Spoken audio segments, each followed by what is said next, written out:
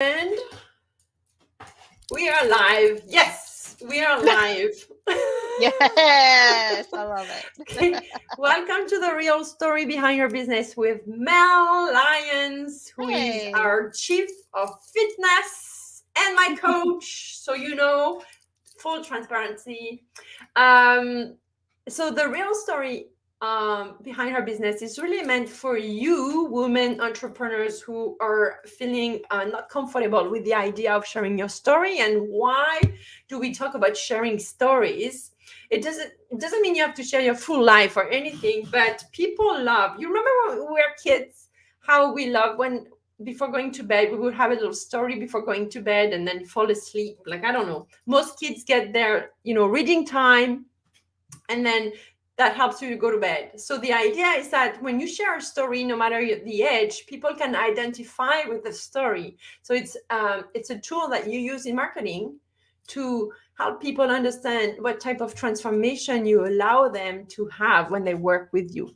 So especially when you work in the service industry, like you and I, you sell fitness, you sell wellness. It's not something you can hold like, this is your fitness, take it 2 pills a day and you're good. It's a service, so it's not tangible. So how do you describe how it feels when you get that service, right? So today, Mel, thank you for being here. Tell us more No. about where you're talking to from, because we're neighbors almost, but some people are watching from all over. So let's do some geography Mhm. here. Okay. Well, I'm coming to you from Fredericton, New Brunswick in Canada. It's a little town, southern New Brunswick. I don't know. What do you think? Yeah, 150,000 people, I think.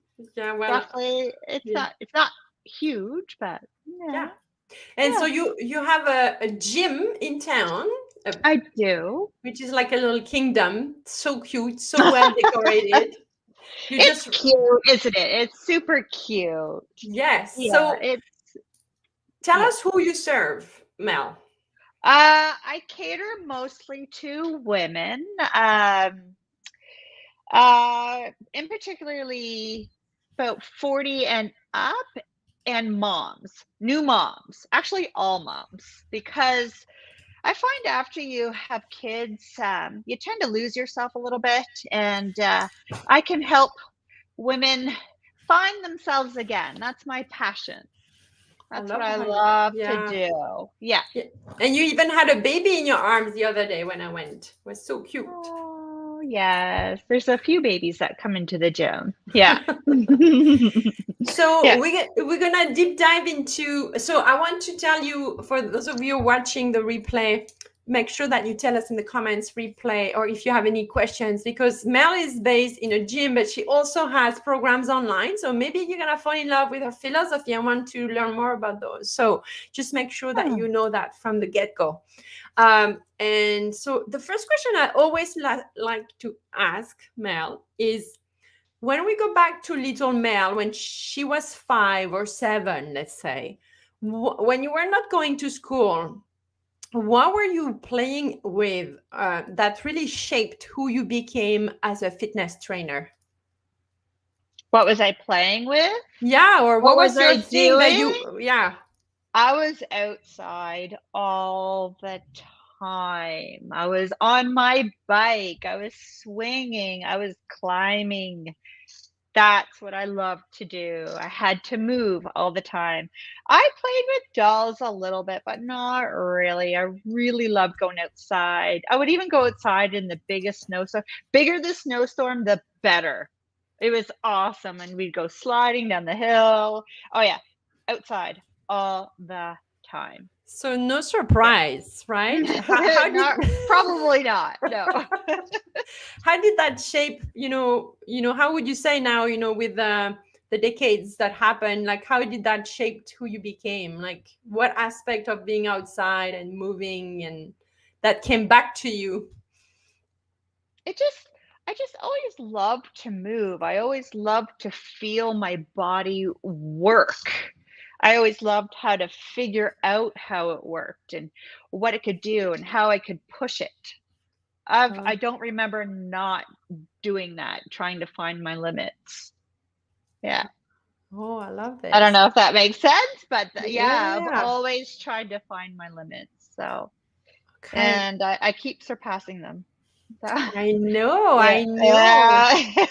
yeah, So, yeah. okay. So It's pretty before we go exciting. behind the business, I want, yeah, just share with us, how I don't want to say it, but I know you're a fitness coach, but you do amazing things as well for yourself. Mhm. Would you share that things that you do I do. seasonally? I do a few things. I've done 7 bodybuilding shows so far. In July next summer, I'll be doing my 8th one. I usually do natural shows. I love the discipline that it gives me. I love the routine that it gives me. I love pushing myself in the gym. I'm the type of person that loves to put my headphones on and just put my head down and just work really, really hard, work towards a goal. But I like individual goals. But I also love to hike, but I don't just walk in the woods. I always go up really hard mountain. The higher, the better. The steeper, the better. If they have big boulders, even better. Next summer, I plan to learn how to rock climb. So that's my next goal. So, yeah. Wow. Yeah, yeah, Yeah. yeah. I want to take my hiking a little bit farther, so I'm thinking rock climbing is the next natural step for that. So Cool. rock climbing and hiking and bodybuilding shows, that's my jam. Wow. That's what I do for I myself. could So, see you climb. oh, Yeah, I think it you're would be meant for that. amazing. Yeah. I think it would be amazing. Yeah. Yeah, yeah, yeah. Yeah. Okay, so that's you, but it became a business as well, right? Beyond, your deep need of doing those things for yourself, you decided Yeah. to make it a business out of all of this. And so my first question is, before it was your business, what was your most burning desire, Mel, before, saying, yeah, I'm going to open a gym? What, going from you loving doing fitness and being strong to sharing this with others who have no idea what it really means, like me. Well, Yeah, what was that? Well, my evolution is a little different, I think. It's like I never really decided to open a gym. It just kind of happened. To be honest, all through my early 20s, I always worked in a restaurant, but my late 20s and most of my 30s, I'd probably say up until I was about 38, I worked in medical offices. I was an administrative assistant forever. And to be honest, one day I was sitting at work and I was a little bored and my back hurt from sitting all day, and I loved going to the gym. I would go to the gym during lunch hours and whatnot, and but my back still hurt. My shoulders hurt from slumping over, sitting at a computer all day, and I decided, you know what? I'm just gonna go and get my personal training certificate just for something to do. I was thinking I would learn something more, perhaps, or maybe it would, I don't know, just a little something different to do. And then from there, I ended up teaching a boot camp out at the local school where I live. And that's when I realized I was really good at teaching others fitness. Oh, Yeah, okay. I realized with the boot camp how much I loved it and how natural it came to me. And so I taught boot camps in the school for almost 3 years. I would rent the gymnasium out Monday and Wednesday evenings, and I had 2 groups back to back. That's how many people I had coming to me. And then from there, I decided, you know what, I love this. And I decided to see if I could get on as a personal trainer at a local gym or two or whatever. And the first gym that interviewed me hired me. So I stayed with them for about a year and a half. And that's when I decided I can do this. That's when I bought all kinds of equipment. I put it in my basement in my house. I took over the family room downstairs. Actually, I'm sitting in it right now. Where I'm sitting right now, it used to be my gym in my house. And I had all kinds of equipment in here. and I would train women, personal training sessions, and I also had a group of women that came faithfully to me for, oh gosh, good 3-4 years in my house. Yeah, Oh, wow. twice a week. Yeah, I'd have them faithfully, and I had clients during the day, personal training sessions, and it just, things kind of just naturally evolved. Looking back, it's kind of neat. It's not like I just kind of decided to go and open a gym. It just, I stuck with it. I think that's the biggest lesson that I learned from this, is that I stuck with it because I loved it so much, and I was so determined to figure out how to do it and to make it work for me. So I had the chance to do aerial hammock, and I hightailed it down to New York, and I got all my certifications in New York from head office, headquarters for anti-gravity, and that is how I opened my studio. So So tell us more about what it is, because for someone yes, new like me, like no idea what it, but now I know because I yeah, love it. But tell yeah. us, describe it. Yeah, so anti-gravity hammock. So lots of times you'll see in the circus and, Cirque du Soleil and things like that, you'll see people doing tricks and whatnot with a long silk, but it's only just one piece usually coming down. Well, the hammock is basically the exact same silk, but only it's 2 points. So so it's a hammock, but you shake it out and it's nice and long. I do mostly yoga with it, to be honest. I do aerial yoga, aerial restorative yoga, but I also have a bunch of clients that want to come and do flips and tricks. So we're all learning together doing flips and tricks, but that seems to be really fun as well. So that's quite a new direction that I'm going in right now for the flips and tricks, but yeah, that's really fun. And it's so Yeah. colorful. So The hammocks are yeah, so yeah. beautiful. Yeah, Yeah, yeah. they're And so then pretty. yeah, and then you Yeah. put your music, you have candles. Like if you Yeah, never for the tried restorative. that, yeah, like yeah, Yeah. Yeah, like the restorative yoga, you're in the dark basically with dim light, and I have you really low to the floor, and little candles all around. Yeah, it's very zen. yeah, I love, Yeah, love, love it. Yeah. yeah. So, what was the, because, when you get to the point that, going from the home to having your own location and even now online, Mhm. um, what was your biggest struggle at the time to make it happen exactly like you wanted? You just said, I wanted to make it work for me. Can you describe a little bit? Do you remember what you wanted it to look like exactly? What was the most important thing for you? I don't know if I really had a sense of what it would look like at the time, as much as I really just wanted people to like what I did. It is not even that I wanted people to like the hammock, or I wanted them to like what I offered. I wanted them to love what I love. And I wanted to share my love of the hammock. I wanted to share my love of the fitness.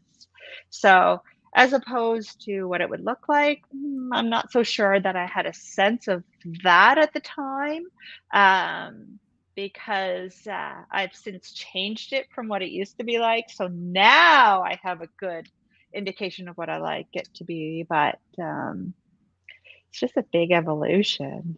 Yeah, Yeah. I think I rolled with it. It just felt so good to just roll with it and just keep trying new things. Something inside of me just kept saying, keep going, keep going, keep going. You'll find it. Keep going, keep going. So, and I And still so keep going.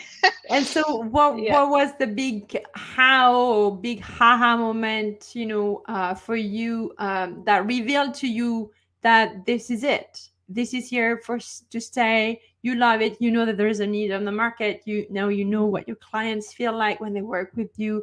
Do you remember that week or that month or that time, or maybe it was just a feeling of like this is it? It's hard to describe, but I always kind of knew. I don't know. Um, it's a hard it's hard to describe that, but when I guess I would say when I moved all my equipment from my basement to the studio. So when I added my machines and my fitness equipment there, and then I started offering fitness along with the hammocks, I would say that's probably when I thought, this is it. I got this. Yeah, because people came and they never left. Yay. Yeah, I don't know. I have such a good crew that comes in, and I keep getting new ones, and it's going really, really well. It's to the point where I offer bungee fitness as well. So I have 3 people helping me to teach that. So it's to the point where I may have to even get administrative help now because I'm having a hard time keeping up and doing everything on my own. So Yeah. yeah, I just keep going. I just keep trying, and if something doesn't work, I'm like, okay, well that didn't work. I won't do that again, but let's keep trying to see what does work. So So yeah. through all that journey, Mel, I was asked through your entrepreneurial journey, how did your perception to money changed? That's a question I get a lot from women I work with, or even when you belong to, entrepreneurial groups. Our relationship to Mhm. money has a tendency to change as we grow our business. What is your experience with that? Well, to be honest, I think that's just something that I recently went through. And so for a while there, I felt like I kept having to, I got to put this out. I got to make money. I got to make my rent. I got to do this. I got to do that. I got to do this. I got to do that. But the more I thought about having to make the money, the less I made. So, yeah, so I had to take a step back, and I had to put my love back into what I do. And since I've put my love back into what I do, and instead of winging things, because I found when I got overwhelmed, tended to wing a lot. But once I took a step back and really put my love and care back into planning my classes and things like that, the money has now since started to go back up. I love this. That's So, everybody take notes. I love it. yeah, Like being that detached was from the outcome and doing what you love so that you don't block your energy. Yeah, and you have to, like, I find you just have to put your it took me a long time to figure out, when people always say, "You gotta do things from love, you gotta do things from your heart space." It took me a long time to understand what they meant, and I don't even know if I could describe it to somebody if they've never been through that. But I think I finally starting to get what they mean by that. Yeah. Ooh, So, I I feel know, chills in my back. it's deep, I know. But I'm also finding that that's the way I have to operate. I can't, do things that don't resonate with me. Like, some people are so good at selling things that, they can sell ice to an Eskimo, but you know what? I probably couldn't do that. But what I can do is sell the things that I love and do be authentic, and just being the authentic me, then it comes across as real, of course. And I realized that people resonate with that more than trying to put on a show, I guess. Thank you for sharing this. That's awesome. Another Hmm. question that I love to ask. What's something you thought when you started to build your own business? What's something you thought was true that was proven wrong to you? True, that was proven wrong. Ooh, that's a biggie. That you have to connect with the big names in town in order to make it. Wow. No. The people that need you will come. The people that are out there looking for you will come. You're just going to make them know that you just have to make it known that you're there, and the people that are meant for you will come. You don't have to be connected to big names. I don't Ooh, think. yeah, I don't think so. love it. I My think the God. right people, I think the right people that are, meant to be in your life will come around, and it's your job to find your purpose in life, and it's your job to offer what you're meant to do, and the right people will come. And I've learned that in the last few months. So much wisdom. My It's God. pretty deep. I love it. I run on intuition. I run on my heart. Talking Yeah. about heart and intuition, Yes. what are your biggest fears as a woman entrepreneur?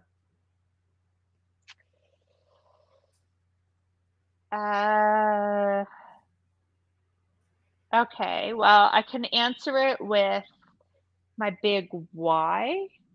Um, I think my big fear is not coming through with my big why.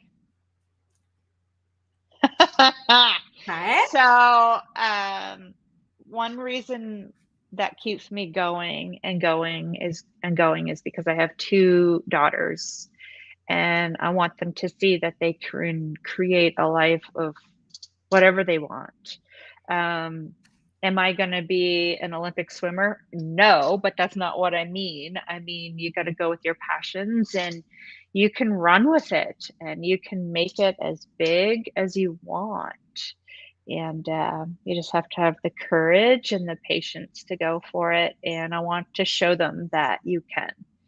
And I also want to show them that women can be strong too, not just physically, but mentally. And women have a purpose on this earth as well. And I think my biggest fear would be not coming through with that big why. That's beautiful. My God. Are you writing a book? No, but I've been told that maybe I should, but I don't know. But yeah. I love it. Okay. I just love everything. Thank you. So, what's your relationship, Mel, with social media? I always ask these Oh. questions, the good and the bads. Okay, that was an answer. I do my best, but it could be a heck of a lot better. I don't know how. Yeah, I've been talking to a few people lately, like for instance you, and you've told me a few things of what to do, and I was like, what? I didn't know I could do that. Like, there's so many things. I don't know anything beyond Facebook, to be honest, and I know I need to learn more. So that's pretty much where my journey is going to now. I want more of a online presence, and yeah, that's my next step. I don't have much of a relationship with social media. What have you beyond the fact that you want to learn more? Like, what Yeah. was so far? What was your experience in terms of? You use, like, you do amazing videos. You share what you love on social Yeah. media a lot. So do you have a good experience with someone reaching out to you? Like, what is little things that may have happened showing you that social media is good for you and your business or not? But Oh, I run my whole business is pretty much run off of Facebook, a little bit on Instagram. But it's pretty much mostly through Facebook pages. Yeah, for sure. yeah. I know my own page. Yeah, I'm gonna put yeah. actually the I've name had, that's yeah, here. Connect with Mel on yeah, Facebook at Den yeah, Fitness, a fitness studio for women. If you want yeah, to join Mel, yeah, you have yeah. amazing videos, Thank and this you. is where you put your schedule and your online programs as well, right? That's Yeah. one way of connecting with you. Oh yeah, for sure. Yeah. Yeah. Okay. Yeah. Yeah. Absolutely. But I just okay, I see. Yes, but yeah, we're learning how to go bigger. Yeah. So Yeah. to wrap up on this, Mhm. when you have your best days, what is the thing or the things that maybe you do or setup, or I don't want to influence your answer. Like, what are your best days? Like when they include what type of, I don't know, food or activities or time, or what is the best days for you?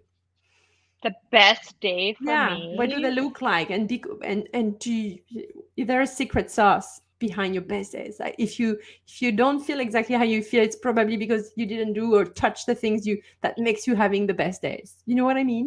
Do you have a routine or something? Oh, I do. Well, I have two things. I go to the gym all the time. I work out, you know, 6 days a week probably. I have to force myself to take days off.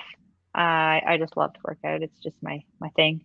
But I find also for about the last year or so, I find working out is also a form of meditation to me. So I find when I sit down and meditate, I tend to fall asleep. But what I've also realized is when I'm at the gym with my headphones on, I don't listen to music when I'm working out. I usually listen to, podcasts like this, or I'll listen to, I don't know, some spiritual teachers or business teachers or what have you. But I'm always thinking about my next step. So I find when I don't have that, it kind of derails me a little bit. Does that Yeah. answer your question? I Yeah, think that, yeah, yeah, yeah. Everybody yeah, has their yeah, thing. Yeah, I yeah, love it. Yeah.